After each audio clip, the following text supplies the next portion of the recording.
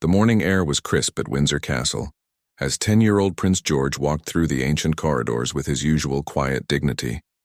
His small footsteps echoed softly against the stone floors, a sound that had become familiar to everyone who worked within these historic walls. Staff members would pause in their duties to offer respectful nods, which the young prince always returned with a gentle smile that reminded many of his late great-grandmother, Queen Elizabeth II. Sergeant Michael Thompson had been assigned to Prince George's security detail for nearly 2 years. At 43, he was a decorated veteran who had served in Afghanistan before joining the Royal Protection Unit. His stern exterior masked a growing fondness for the thoughtful boy he was sworn to protect.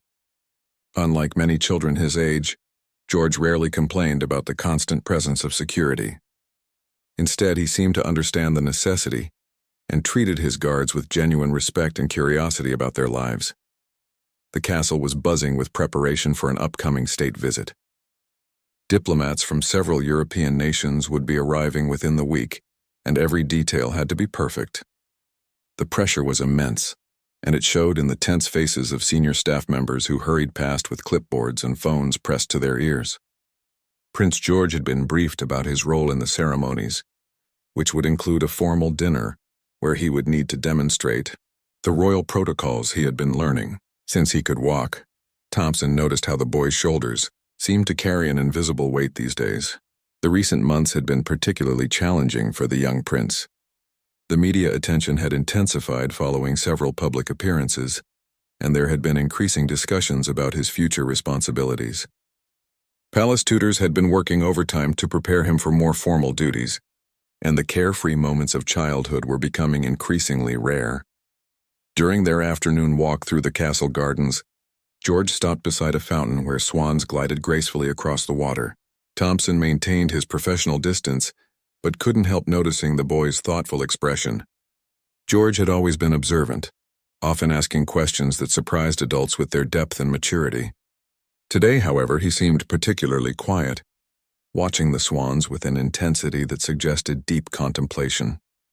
The gardening staff was working nearby, trimming hedges and tending to flower beds that would soon be showcased to international visitors. Among them was Mrs. Elizabeth Chen, an elderly woman who had worked on the castle grounds for over 30 years. She had watched Prince William grow up, and now she was witnessing the same process with his son. Her weathered hands moved skillfully among the roses, but her eyes occasionally drifted to the young prince with maternal concern. George approached Mrs. Chen with the polite formality he had been taught, but there was genuine warmth in his voice when he asked about her work. She explained how each flower bed was carefully planned to bloom in succession throughout the seasons, ensuring the gardens would always be beautiful for visitors and family alike.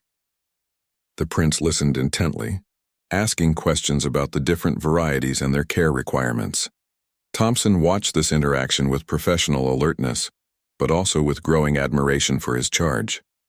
Many children of George's position might have shown impatience or entitlement, but the prince consistently demonstrated genuine interest in the people who worked to maintain his family's homes. It was a quality that spoke well of both his character and his upbringing. As they continued their walk, they encountered James Morrison, a new guard who had recently joined the protection team. Morrison was younger than Thompson, eager to prove himself and perhaps a bit too rigid in his interpretation of protocol. He had been raised in a household where respect for authority was absolute, and he brought that perspective to his royal duties with sometimes uncomfortable intensity. The afternoon proceeded normally until they reached the castle's main courtyard, where final preparations were being made for the upcoming ceremonies. Workers were setting up additional security barriers and testing sound systems. The noise and activity created a controlled chaos that everyone had grown accustomed to during major events. Prince George paused to observe the preparations, his young mind clearly processing the complexity of what went into these state occasions. Thompson could see the wheels turning behind those serious eyes, the boy beginning to understand the weight of expectation that surrounded every royal event. It was a realization that came gradually to all members of the royal family, but seeing it happen to someone so young always stirred mixed emotions in those who witnessed it, the seeds of what would become a defining moment in both Prince George's young life and Sergeant Thompson's career were already being planted in these quiet observations and interactions. Neither man knew that within days, Their professional relationship would be tested in ways that would reveal the true character of both the future king and the man sworn to protect him. The castle's ancient walls had witnessed countless moments of historical significance, but they were about to host another scene that would be remembered by all who experienced it, even if it never made the official records or public headlines. The next morning brought unexpected tension to what should have been a routine day. Prince George was scheduled for his regular tutoring sessions, followed by a brief photo opportunity with visiting youth ambassadors from various Commonwealth countries. These were the kinds of controlled public interactions designed to gradually prepare him for his future role while still allowing him to be a child sergeant. Thompson arrived early to review the security arrangements. The youth ambassadors, aged between 12 and 16, had been thoroughly vetted, but protocol demanded multiple security layers for any interaction involving the prince. As he walked through the designated meeting room, Thompson noticed Guard Morrison positioning himself with military precision near the entrance. Morrison had been unusually tense since joining the detail.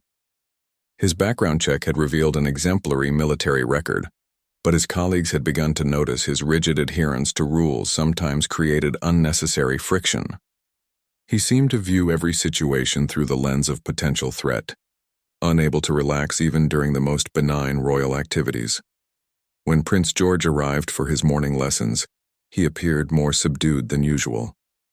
His tutor, Professor Margaret Whitfield, had prepared a session about Commonwealth history, specifically focusing on the cultural diversity and shared values that bound these nations together.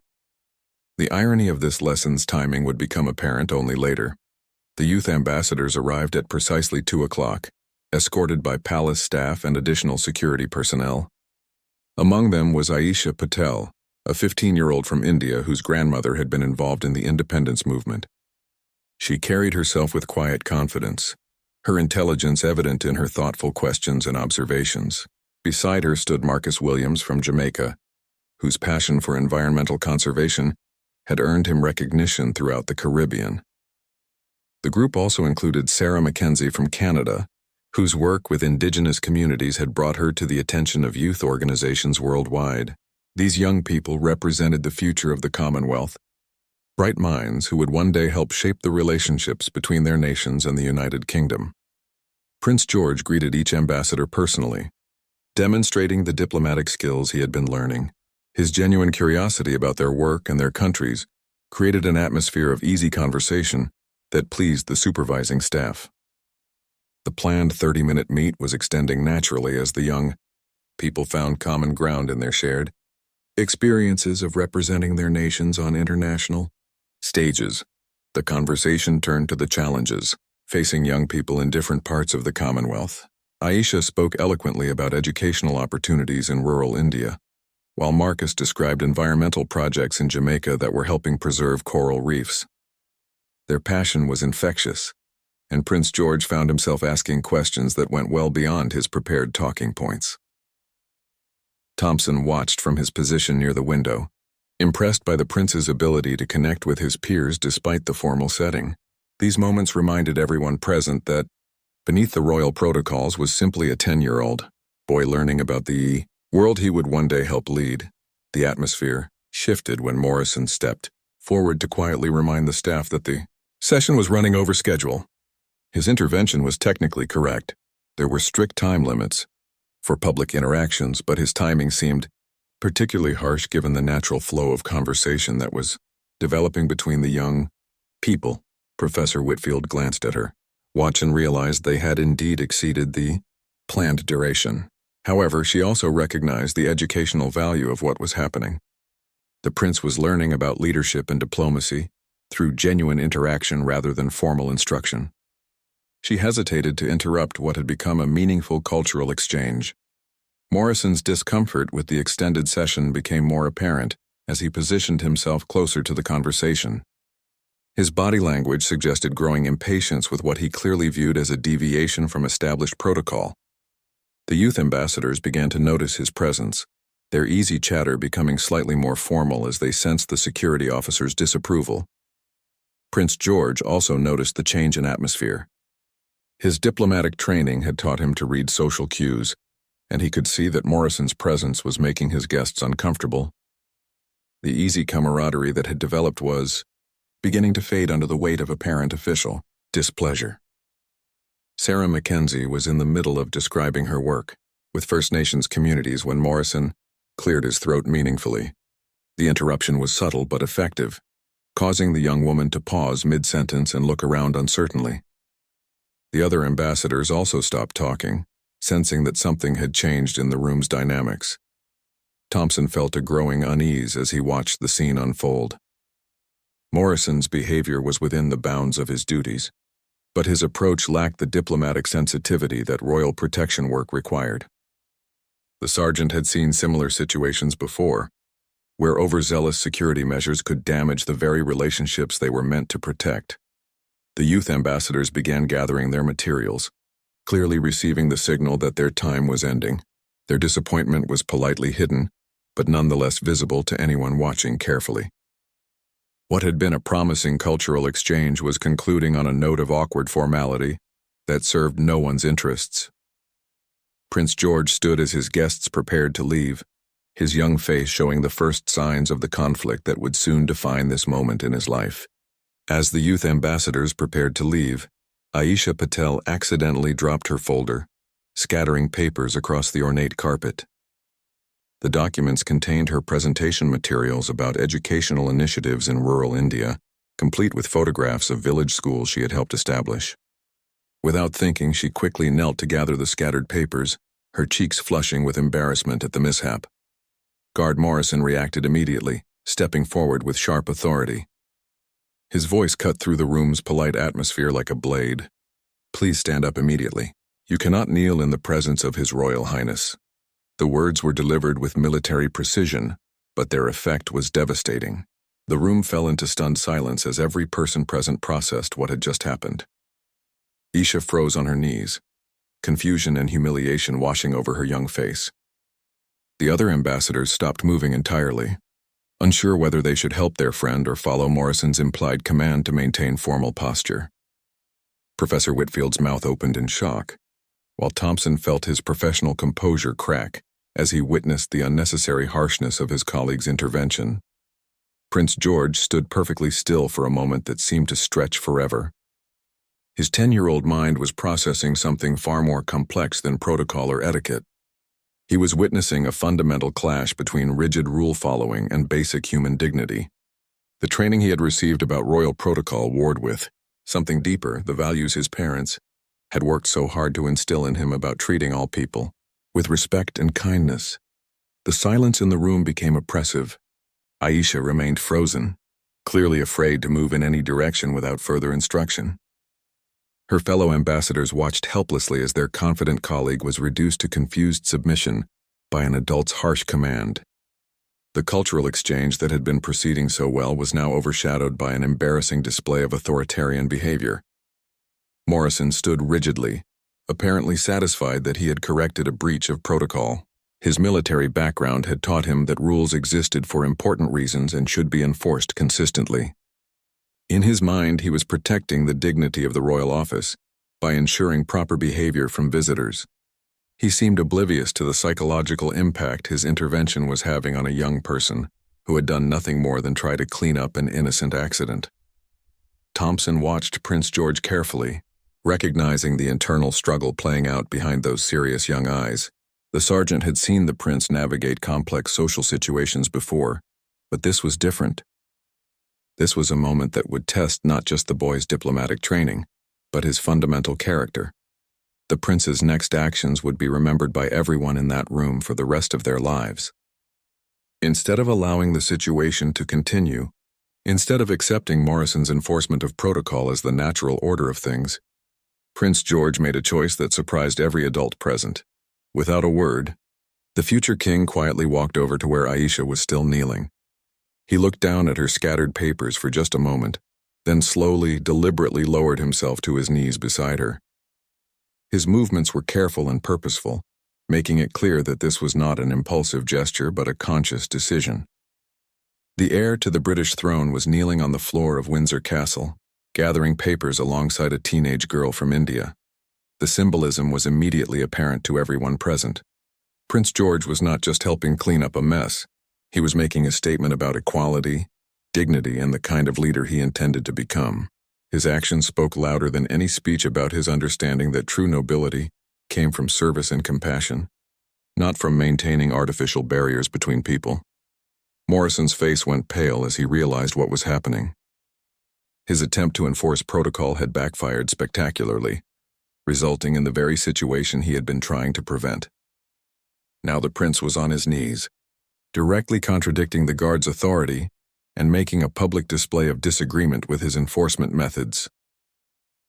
Aisha looked up at Prince George with tears forming in her eyes, but they were no longer tears of humiliation. Instead, they reflected gratitude and amazement at this unexpected gesture of solidarity from someone who could have simply stood by and watched her embarrassment. The other youth ambassadors began to understand that they were witnessing something extraordinary, a moment of moral courage from someone their own age. Professor. Whitfield felt her own eyes begin to water as she watched her young student demonstrate wisdom far beyond his years. This was not something that could be taught in any curriculum or learned from any textbook.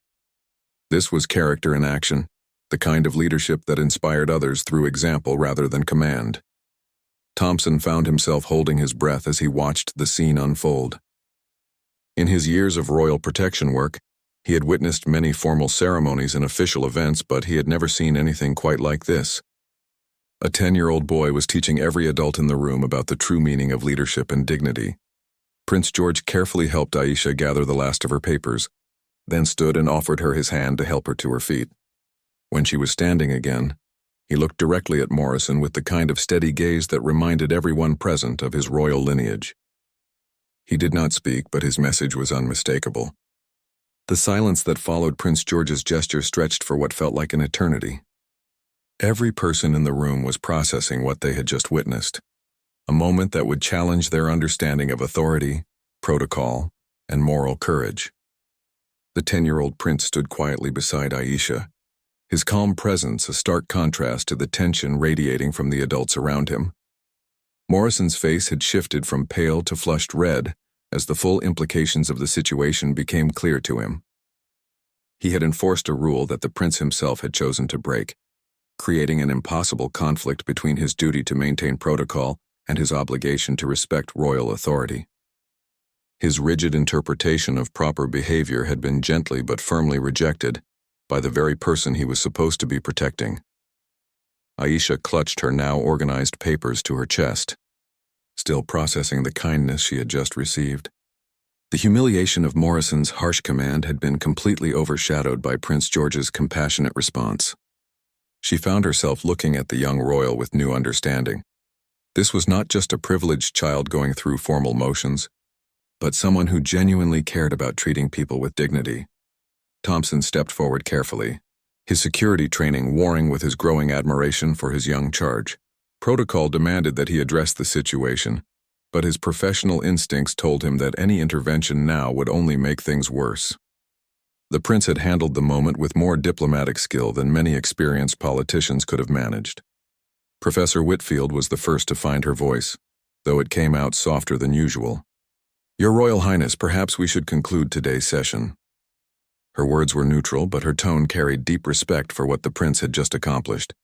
She understood that this moment had provided more valuable education than any formal lesson could have offered. The youth ambassadors began to gather their belongings, but their movements were different now. Where before they had seemed eager to escape an uncomfortable situation, now they appeared reluctant to leave. Marcus Williams from Jamaica caught Prince George's eye and nodded slightly, a gesture of respect between young people who understood that something important had just happened. Sarah Mackenzie from Canada approached the prince with careful formality. "Thank you for today's conversation, Your Royal Highness. It has been truly meaningful." Her words carried layers of significance that went far beyond polite diplomatic language. She was thanking him not just for the cultural exchange, but for the demonstration of character they had all witnessed. Prince George accepted their thanks with the same quiet dignity he had shown throughout the incident. His responses were polite and appropriate, but there was something different in his manner now, a sense of having crossed an important threshold in his understanding of leadership and responsibility. Morrison remained rigid at his post, clearly struggling with how to proceed. His training had not prepared him for a situation where the person he was protecting had directly contradicted his authority. He could not apologize without appearing weak, but he could not ignore what had happened without seeming callous. His discomfort was evident to everyone present. As the youth ambassadors filed out of the room, each one took a moment to look back at Prince George with expressions that ranged from admiration to gratitude. They had come to Windsor Castle expecting a formal meet and greet with a future king. Instead, they had witnessed a lesson in moral courage that would stay with them for the rest of their lives. Thompson watched the departing guests while maintaining his professional surveillance of the room. His years of experience had taught him to read people quickly, and he could see that every one of the young ambassadors was leaving with a completely different impression of the British royal family than they had arrived with. Prince George's actions had done more for international relations than hours of formal diplomacy could have accomplished. Once the guests had departed, an uncomfortable quiet settled over the room. Professor Whitfield began gathering her teaching materials, but her movements were slow and thoughtful. She kept glancing at Prince George, clearly wanting to address what had happened, but uncertain about the appropriate way to do so. Within the complex hierarchy of royal protocol, the prince himself seemed remarkably composed for someone who had just staged what amounted to a quiet rebellion against established authority. He stood with his hands clasped behind his back, a posture he had been taught for formal occasions, but his expression showed the kind of serious contemplation that suggested he fully understood the significance of his actions. Morrison finally broke his rigid stance and cleared his throat. When he spoke, his voice was strained with the effort of maintaining professional composure. "Your Royal Highness, I believe there may have been some confusion about proper protocol during the ambassador visit." His words were carefully chosen, but they revealed his inability to directly confront what had actually occurred. Prince George turned to look at Morrison with the same steady gaze he had used during the incident. He did not speak immediately, instead taking a moment to consider his response. When he finally answered, his voice was quiet but clear. "I understood the protocol perfectly, Mr. Morrison. I simply chose to prioritize kindness over rules." The simplicity and directness of this response hit the room like a thunderbolt. In one sentence, the 10-year-old prince had articulated a philosophy of leadership that many adults spent lifetimes trying to understand.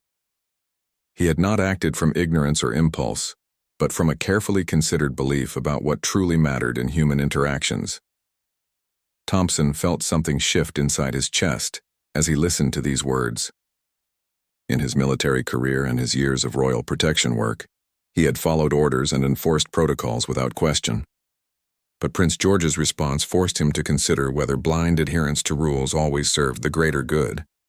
The boy was teaching him something about the difference between authority and leadership that he had never fully grasped before.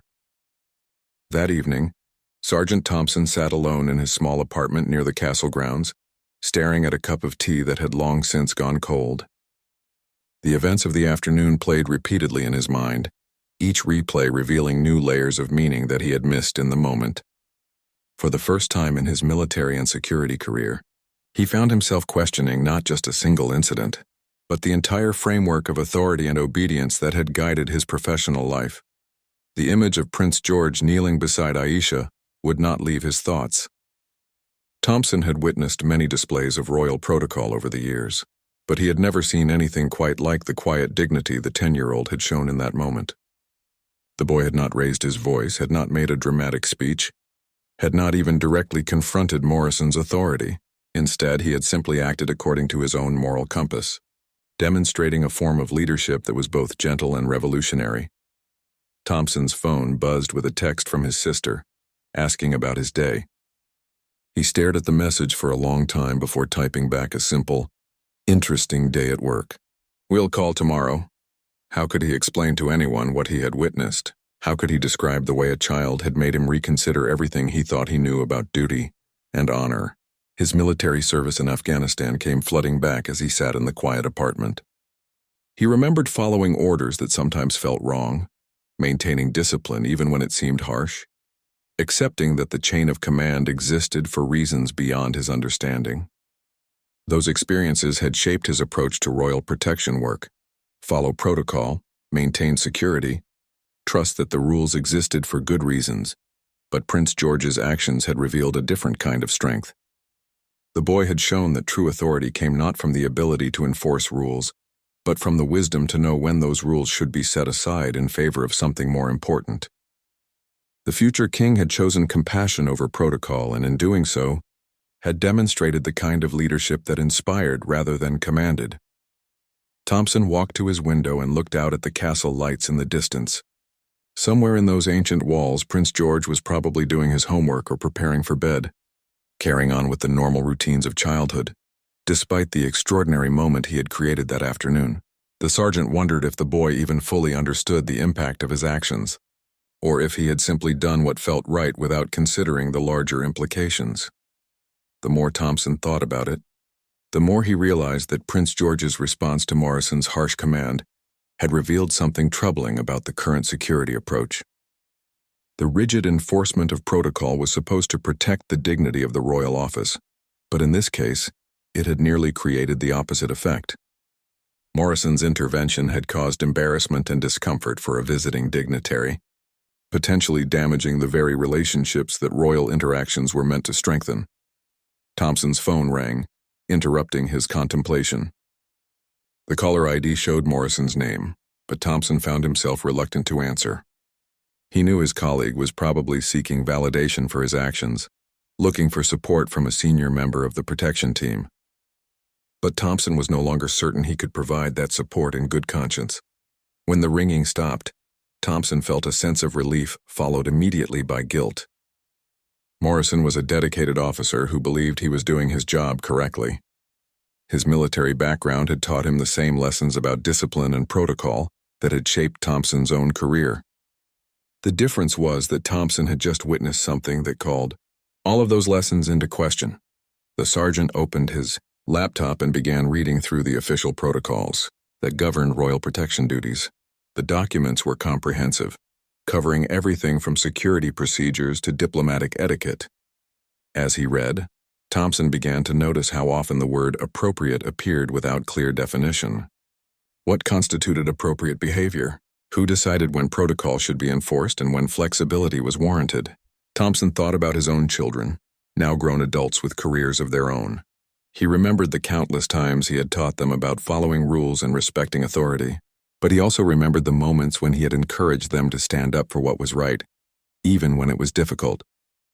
Looking back, he realized that the best lessons he had taught them were not about obedience, but about having the courage to do what they believed was correct. A knock at his door interrupted his thoughts. Thompson opened it to find Mrs. Chen, the elderly gardener, holding a small pot of herbs from the castle gardens. "I thought you might enjoy some fresh mint for your tea," she said with a gentle smile. "I noticed you seemed thoughtful after today's events." Thompson invited her in, grateful for the company and curious about her perspective.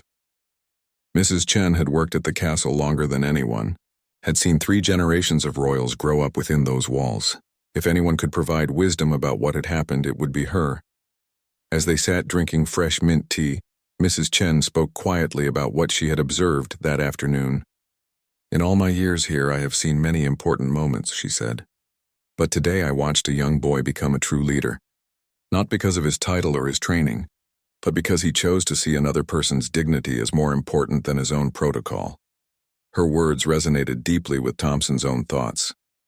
Mrs. Chen continued, "I have watched his father and grandfather grow into their roles. They both learned, sometimes the hard way, that real leadership requires knowing when to follow the rules and when to follow your heart. Today, Prince George showed he already understands this balance." Thompson found himself nodding, finally able to articulate what had been troubling him. "I think I've been so focused on protecting his position that I forgot about protecting his character," he said quietly. Morrison's approach might keep him safe from protocol violations, but it doesn't prepare him to be the kind of leader the world needs. Mrs. Chen smiled knowingly. "And now you must decide what kind of protector you want to be." The following morning brought an unexpected development that would amplify the impact of Prince George's quiet stand. Aisha Patel had shared her experience with her fellow youth ambassadors during their evening debrief, and word had quietly spread through the Commonwealth delegation staying in London. By breakfast time, every young representative knew about the prince's gesture of solidarity and the circumstances that had prompted it. Thompson arrived at the castle to find an atmosphere charged with subtle tension. Senior staff members were moving with the kind of purposeful urgency that suggested important conversations were taking place behind closed doors. He quickly learned that several of the youth ambassadors had mentioned the previous day's events in their reports back to their home countries, not as complaints but as examples of exceptional leadership from the young prince. The irony was not lost on anyone involved. What Morrison had intended as a correction of improper protocol had instead become an international example of principled leadership. News outlets in India, Jamaica, and Canada were already picking up the story, praising Prince George's maturity and compassion. The very incident that was supposed to protect royal dignity had instead enhanced it in ways that no amount of formal protocol could have achieved. Professor Whitfield found Thompson during his morning security briefing and quietly shared what she had learned from the Commonwealth Education Council. The youth ambassadors' reports had been forwarded to senior officials who were describing Prince George's actions as precisely the kind of leadership the Commonwealth needs for the future. Educational institutions across multiple countries were already discussing the incident as a case study in moral courage and diplomatic sensitivity. Meanwhile, Morrison seemed increasingly isolated as the positive reaction to the prince's behavior became apparent. His rigid enforcement of protocol, which had seemed so important in the moment, now appeared petty and counterproductive in light of the international praise the incident was generating. Other members of the protection team began to distance themselves from his approach, recognizing that his interpretation of duty had nearly created a diplomatic embarrassment. Thompson requested a private meeting with Commander Patricia Walsh, the head of Royal Protection Services. Walsh was a seasoned professional who had overseen security for multiple members of the royal family throughout her career. Her office walls were lined with commendations and photographs from significant royal events, testaments to her skill in balancing security needs with public relations demands. When Thompson entered her office, Walsh gestured for him to sit in one of the comfortable chairs near her desk, rather than standing at formal attention. This small gesture signaled that their conversation would be more collaborative than hierarchical, setting the tone for what would become a pivotal discussion about the future of Prince George's protection detail. "I understand yesterday's ambassador visit provided some interesting challenges," Walsh began, her tone carefully neutral. Thompson recognized this as an invitation to share his perspective without fear of immediate judgment. He took a deep breath and began to describe not just what had happened, but what he had learned from watching Prince George handle the situation. As Thompson spoke, Walsh listened intently, occasionally asking clarifying questions that revealed her deep understanding of both security protocols and diplomatic nuances. She had clearly already heard other versions of the story, but she wanted to understand Thompson's perspective as the senior officer who had witnessed the entire incident. "What troubles me most," Thompson concluded, "is that our current approach to protocol enforcement might actually be working against the prince's development as a future leader. We're so focused on protecting him from making mistakes that we're not allowing him to develop the judgment he'll need to make difficult decisions." Walsh nodded slowly, her expression thoughtful. "You're describing a fundamental challenge in royal protection that goes beyond simple security concerns. We're not just keeping him safe from physical threats, we're shaping the environment in which his character develops. If we create an atmosphere where rigid rule-following is valued above moral reasoning, we may be preparing him to be a very different kind of king than he's capable of becoming." Their conversation continued for over an hour, ranging from specific protocol questions to broader philosophical issues about leadership development. Walsh revealed that she had been having similar concerns about the increasingly rigid approach some team members were taking toward royal interactions. Morrison's incident had simply brought these issues into sharp focus. By the end of their meeting, both Thompson and Walsh had reached the same conclusion. Changes needed to be made to ensure that Prince George's protection detail supported rather than hindered his development as a thoughtful, compassionate leader. The question was how to implement those changes without creating conflict within the team or compromising security standards. Walsh asked Thompson to prepare a detailed report on the ambassador incident, including his recommendations for protocol modifications that would better serve the prince's long-term interests. This was not a punishment for questioning authority, but rather a recognition that his experience and insights were valuable for improving their overall approach. As Thompson left Walsh's office, he encountered Prince George in one of the castle corridors. The boy was walking with his usual quiet dignity, but when he saw Thompson, he paused and offered a small smile that seemed to carry acknowledgement of their shared experience the previous day. No words were exchanged, but Thompson felt that the prince understood the larger significance of what had happened and appreciated having adults around him who recognized the importance of moral courage. That afternoon brought news that would further validate Prince George's actions. The Commonwealth Secretary General's office had issued a statement praising the remarkable maturity and diplomatic sensitivity shown by the young prince during his interactions with youth ambassadors. The statement specifically mentioned his instinctive understanding of the values that bind Commonwealth nations together and his demonstration of leadership through service. The positive international reaction made it clear that Prince George's quiet stand had resonated far beyond Windsor Castle. His simple act of kneeling to help gather scattered papers had become a symbol of the kind of leadership that people around the world were hoping to see from the next generation of leaders. 3 weeks after the incident with the youth ambassadors, Sergeant Thompson stood in Commander Walsh's office once again, but this time he carried a formal letter of resignation.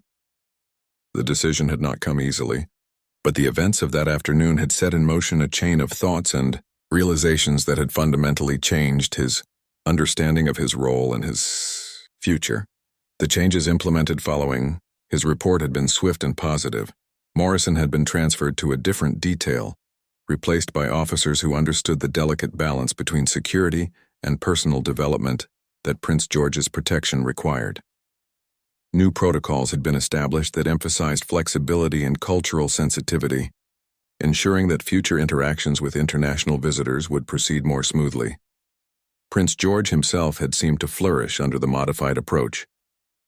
His natural curiosity and diplomatic instincts were now encouraged rather than constrained, leading to several successful public engagements that had further enhanced his reputation as a thoughtful and compassionate young royal. The international praise following the ambassador incident had opened doors to new educational opportunities and cultural exchanges that were helping to shape him into the kind of leader the modern world needed. But for Thompson, these positive changes had come with an unexpected personal cost. Watching Prince George grow and develop had made him acutely aware of his own unfulfilled potential. At 43, he found himself questioning whether he was living up to the same standards of moral courage that he had witnessed in a 10-year-old boy. "I've spent my entire adult life following orders and enforcing rules," Thompson explained to Walsh as he placed his resignation letter on her desk. "Watching Prince George that day made me realize that I've never really tested my own judgment against my conscience. He showed me that sometimes the most important thing you can do is decide for yourself what's right, even when it goes against what's expected." Walsh accepted the letter, but did not immediately open it. Instead, she studied Thompson's face, recognizing the signs of someone who had undergone a profound personal transformation. "You know that we value your experience and judgment here. The changes you recommended have already made a significant positive impact on how we approach royal protection. Are you certain this is what you want?" Thompson nodded firmly. "The prince taught me something about leadership that I can't ignore. He showed me that real authority comes from being willing to take responsibility for your choices, not from following someone else's instructions. I need to find out what I'm capable of when I'm making my own decisions about what matters." The resignation would take effect in 2 months, giving Thompson time to help train his replacement and ensure a smooth transition. During those final weeks, he found himself observing Prince George with new eyes, watching as the boy continued to demonstrate the kind of principled leadership that had inspired Thompson's own transformation. The prince seemed to understand that something was changing in his security detail, though the full details were not shared with him. One afternoon, as they walked through the castle gardens where the whole journey had begun, Prince George stopped beside the same fountain where swans glided peacefully across the water. "Sergeant Thompson," the prince said quietly, "do you think we all have to make difficult choices about what's right and what's expected?" The question revealed the depth of the boy's own ongoing reflection about the ambassador incident and its aftermath. Thompson considered his response carefully, recognizing this as one of their final meaningful conversations. I think, Your Royal Highness, that the most important choices we make are often the ones where we have to decide whether to follow rules or follow our conscience. You showed me that having the courage to choose conscience is what makes someone a true leader. Prince George nodded thoughtfully, then surprised Thompson by extending his hand for a formal handshake. Thank you for helping me understand that being royal means serving others, not being served by them. The gesture was both a farewell and an acknowledgement of the lesson they had learned together. On Thompson's final day, he received an unexpected gift from Mrs. Chen, a small potted rose from the castle gardens, carefully transplanted into a container he could take with him. Every garden needs someone who knows when to follow the plan and when to let things grow naturally, she said with a knowing smile. I think you've learned that lesson well. Commander Walsh presented him with a letter of recommendation that praised not only his security skills but also his exceptional judgment in recognizing when protocol should serve humanity rather than the reverse, so the letter would prove invaluable as Thompson began applying for positions in international human rights organizations, where his security experience and newfound commitment to principled leadership would be highly valued. 6 months later, Thompson received a handwritten note from Prince George, carefully composed in the boy's neat script. Dear Sergeant Thompson, I wanted you to know that I think about our conversation in the garden often. The new officers are very good, but I learned something important from watching you decide to follow your own path. I hope I can be as brave as you were when I have to make difficult choices. Thank you for showing me that real courage sometimes means stepping away from what's expected to find what's right. The note was unsigned except for the simple initial G, but it meant more to Thompson than any official commendation he had ever received. Prince George had understood that Thompson's resignation was not a rejection of his duty, but rather its ultimate fulfillment, teaching by example that true service sometimes requires the courage to choose your own path. Thompson framed the note and kept it on his desk at his new job with an international children's rights organization, where his unique combination of security expertise and commitment to moral leadership made him invaluable in protecting young people around the world. Every day as he worked to ensure that children in difficult circumstances were treated with dignity and respect. He remembered the afternoon when a 10-year-old prince had taught him that the most important rules are the ones written in our hearts rather than in official manuals. The quiet but powerful stand that Prince George had taken that day continued to resonate through both their lives, proving that sometimes the smallest gestures of courage can create the largest changes in the world.